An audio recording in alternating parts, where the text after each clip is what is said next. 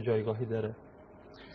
بزرگترین ویژگی که زبان فارسی داره در سال 1772 یک نشستی که در برلین بین ادیبان و زبانشناسان بود، زبان فارسی رو به عنوان زبان کلاسیک دنیا مطرح کردند. یعنی 4 زبان رو به عنوان زبان کلاسیک مطرح کردند که یکیش زبان فارسی بود، دیگر زبان لاتینی، بعد زبان یونانی و بعد زبان سانسکریت بود. شاید بینندگان بخوان بدونن که زبان سانسکریت، زبان کلاسیک چه زبانی هست. میگیم زبان کلاسیک 3 تا ویژگی باید داشته باشه. یکی این که باستانی باشه. خب زبان ما باستانی هست. دیگر آن که ادبیات غنی داشته باشه. خب زبان ما ادبیاتش فوق‌العاده غنی است. یعنی من با ضرس قاطع و سکینه خاطر میگم که به لحاظ حماسه و عرفان ادبیات ما چند سر و گردن از ادبیات دنیا بالاتر است. و سوم این که در هزاره آخر عمر خودش باید تغییر اندکی کرده باشه. نمونه اون شاهنامه فردوسی هست. الان فاصله 1000 ساله با ما داره، ولی ما وقتی که شاهنامه رو میخونیم به جز اندک ابیاتی که یک مشکلی به خاطر ابیات، به خاطر معنی لغات درش هست، به راحتی ما میتونیم اون رو فهم کنیم. دومین نکته وام‌واژه‌های زبان فارسی هست. زبان فارسی انقدر قدرتمند هست که به تمام زبان‌ها، مخصوصاً انگلیسی، هندی، بلغاری وام داده. یعنی ما الان 811 لغت در زبان انگلیسی داریم که از زبان فارسی هست.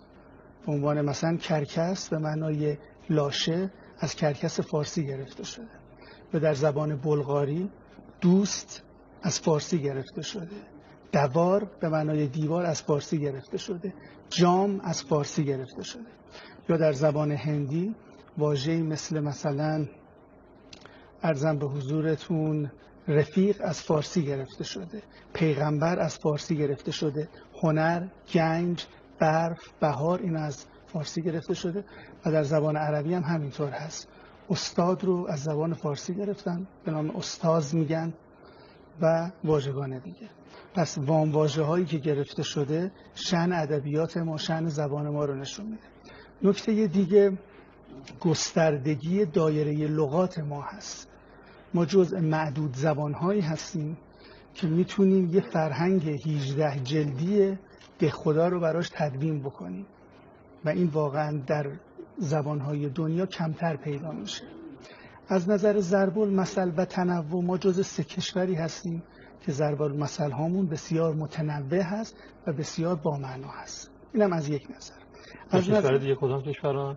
کشورهای عربی هستن و کشورهای انگلیس. عرضم به حضور مبارکتون نکته دیگه هست، اینه که در 1000 تا 1800 میلادی زبان میانجی بوده بین غرب و جنوب آسیا. یعنی کلا شبه قاره هند زبان فارسی داشتن. زبان رسمی هندوستان قبل از استعمار انگلیس زبان فارسی بوده در دوره گورکانیان. امپراتوری خیلی بزرگی بوده. حتی این گستردگی رو اینجوری در یک حکایتی میگن که یک روز شاه اسماعیل صفوی قبل از آغاز یک جنگی با عثمانی شعری به ترکی آذری واسش مینویسه، واسه شاه عثمانی، و شاه عثمانی در جواب اون شعر فارسی میده. یا این گستردگی تا به اونجایی هست که الان که اردو زبان رسمی مردم پاکستان هست و در واقع اسلامی شده زبان هندی هست، میبینیم که خیلی تحت تاثیر زبان فارسی قرار گرفته و سرود ملی اون به جز یک حرف اضافه تماما مساوی هست با واژگان زبان فارسی. این قدرت زبان فارسی رو در اون عهد میرسونه. و یک چیزی که راجع به عظمتش باید بگیم اینه که زبان دوم جهان اسلام هست. یعنی الان تمام گروندگان به اسلام در چین و در سایر نقاط آسیا میدونن که زبان دوم اسلام که باید با متونش آشنایی پیدا بکنن یادگیری زبان فارسی هست. خیلی متشکرم.